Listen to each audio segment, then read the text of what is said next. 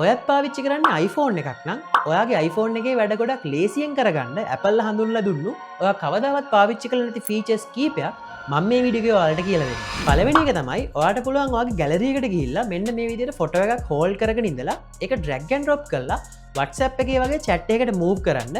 ඒ විදිහට ඔයාට WhatsApp විතරක් නෙමෙයි ගොඩක් application වල drag and drop කරලා ෆොටෝස් send කරන්න පුළුවන්කම තියෙනවා. දෙවෙනි එක තමයි ඔයාගේ home screen එකේ icon ගොඩක් messy විදිහට විසිරිලා නම් තියෙන්නේ.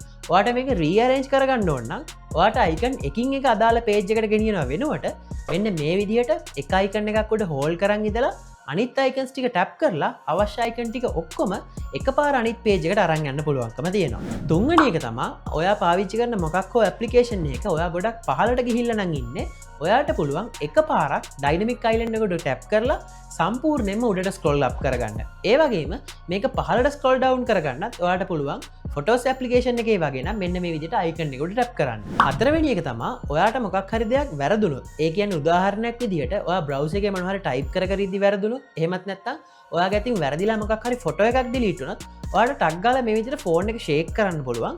කරලා මේ විදිහට undo button එක press කරලා ඒ වැරදුණු දේ සම්පූර්ණයෙන්ම undo කරගන්න පුළුවන්. ඒ වගේම ඔයාට iPhone එක මොනවා හරි එකපාර ගොඩක් select කරගන්න අවශ්‍ය නම් select button එක press කරලා අවශ්‍ය දේවල් select කරනවා වෙනුවට ඔයාට පුළුවන් මෙන්න මේ විදිහට 3 fingers use කරලා අවශ්‍ය දේවල් ටික ඔක්කොම එකපාර select කරගන්න.